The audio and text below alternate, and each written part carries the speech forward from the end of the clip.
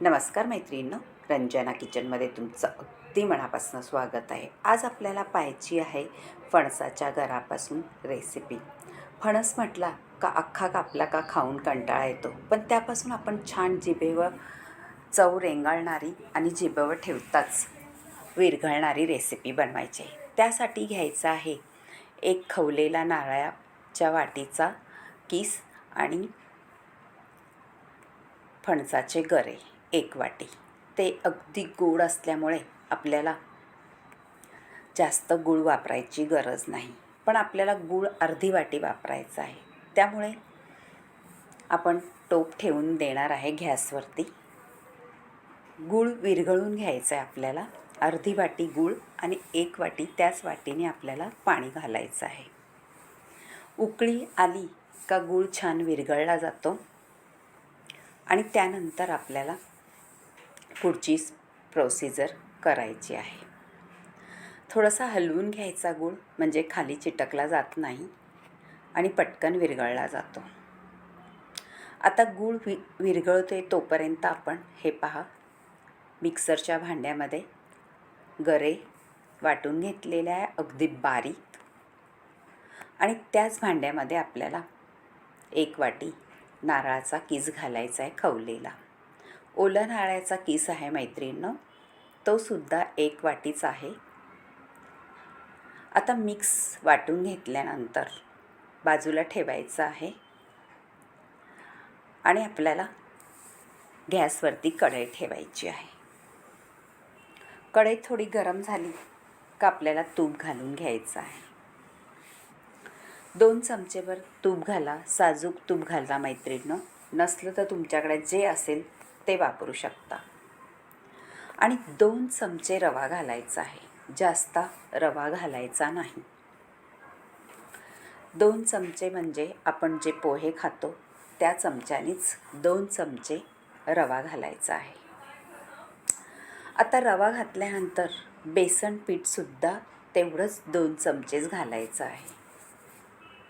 दोन्ही सेम मापातच आहे आणि छान तुपावरती परतून घ्यायचं आहे, अगदी तूप सुटेस तोपर्यंत.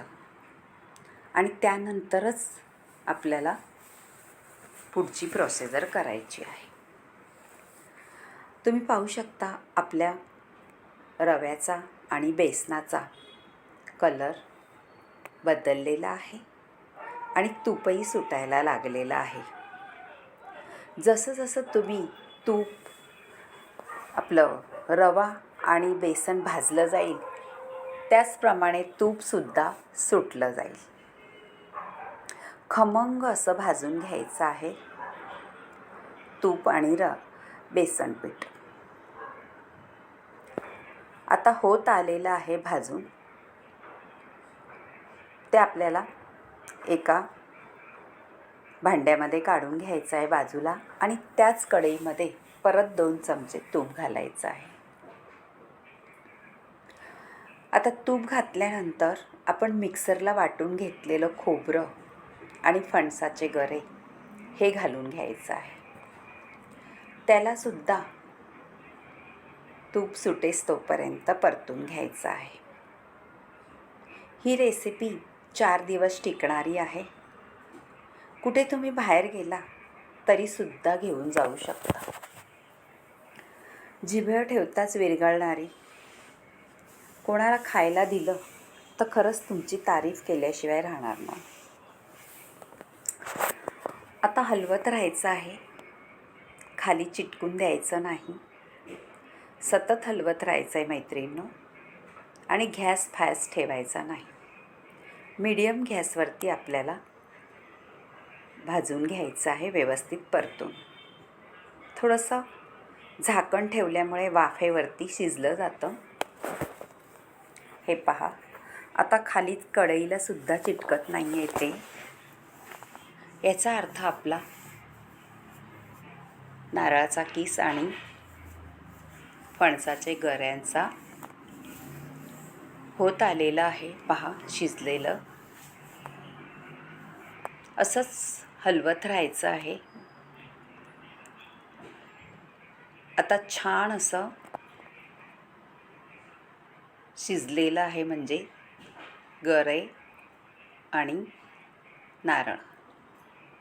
आता त्यामध्ये आपण बेसन पीठ आणि रवा भाजून घेतलेला 2-2 चमचे ते सुद्धा घालून घ्यायचं आहे आणि एकदा मिक्स करायचं आहे व्यवस्थित,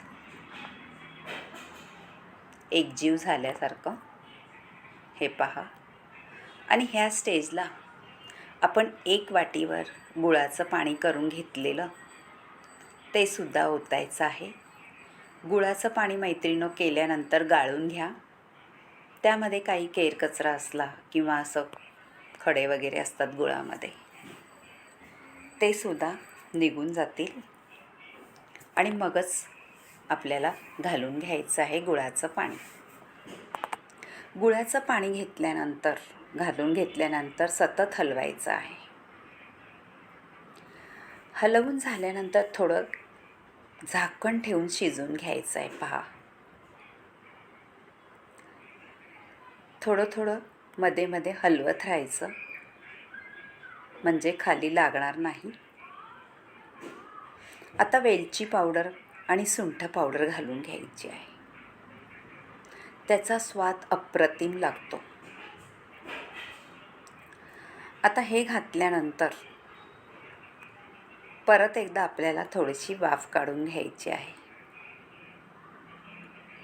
झाकण ठेवून द्यायचं आहे. हे पहा, छान शिजलं गेलेलं आहे आणि अजिबात आपल्या कढईला चिटकत नाही. याचा अर्थ आपलं मिश्रण छान शिजलेलं आहे.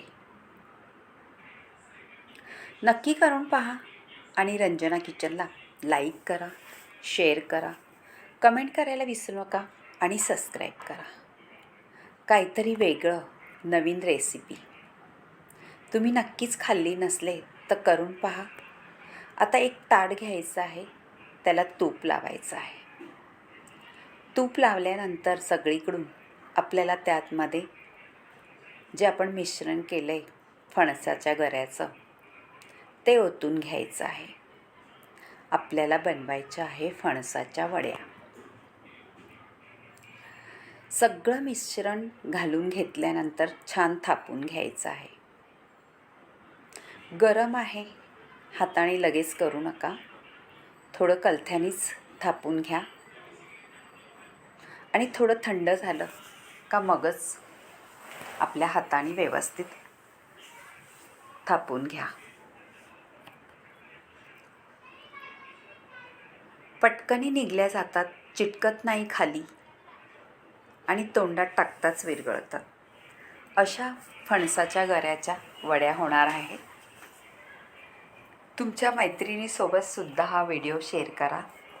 त्यांनाही आवडल्या तर एक लाईक आणि कमेंट करायला सांगा. तुम्ही माझे व्हिडिओ पाहता का? तुम्हाला त्यात काय बदल करायचा आहे का ते सुद्धा सांगू शकता. आपल्या वड्या थापून झालेल्या आहेत आणि त्यावर आपण ड्रायफ्रूट्स घालून घ्यायचे आहे. मिश्रण थापून झालेलं आहे. आता त्याच्या आपण वड्याही पाडून घ्यायच्या आहेत, जोपर्यंत ओलं आहे तोपर्यंत. ड्रायफ्रूट्स तुम्ही कोणताही घालून घेऊ शकता. मी बदाम घातलेला आहे, तुम्ही बदाम घाला, काजू घाला, पिस्ता घाला, तुमच्या आवडीप्रमाणे घालू शकता. आता ओलं आहे तोपर्यंतच आपल्याला वड्या पाडून घ्यायच्या आहेत आणि त्यानंतर आपल्याला अर्धा-पाऊण तास ठेवून द्यायचं आहे. अर्ध्या-पाऊण तासानंतर वड्या आपल्या छान सुकल्या जातील आणि ताटाला न चिटकता खुसखुशीत अशा वड्या आपल्या तयार होतील. मैत्रिणींनो, वेगळा पदार्थ आहे. तेच नुसते गरे खाण्यापेक्षा त्याचा काही वेगळा पदार्थ बनवून तर पहा. हे पहा, आपल्या वड्या तयार झालेल्या आहेत, म्हणजे फणसाची बर्फी. फणसाची बर्फी म्हटलं का सगळ्यांनाच आवडते. नक्कीच करून पहा. आवडली तर एक लाईक कमेंट जरूर कळवा. आता आपण काढून घेऊ आणि सगळ्यांना खायला देऊ. त्यापूर्वी तुम्हाला दाखवते कशा झाल्यात पहा मस्त बर्फी आपली फणसाची गऱ्यांची. आपण फणसाची भाजीसुद्धा करतो, पण काहीतरी वेगळं. नक्कीच आवडेल तुम्हाला. करून पहा. तोंडात टाकताच विरघळणारी फणसाची बर्फी. दिसायलाही सुंदर आणि कलरही सुंदर आलेला आहे. अजिबात कलर न वापरता मऊ लुसलुशीत अशी फणसाची वडी तयार झालेली आहे. तुम्हाला आता मी दाखवते एक खाऊन कशी काय झाली ती टेस्ट करून. हे पहा, छान मऊ लुसलुशीत झालेली, अगदी तोंडात टाकताच विरघळणारी. लहानांना मोठ्यांना दात नसलेल्यांना सुद्धा ही रेसिपी छान वाटणारी आहे. बाय मैत्रिणींनो, भेटूया अशाच नवनवीन रेसिपीमध्ये. तोपर्यंत बाय बाय.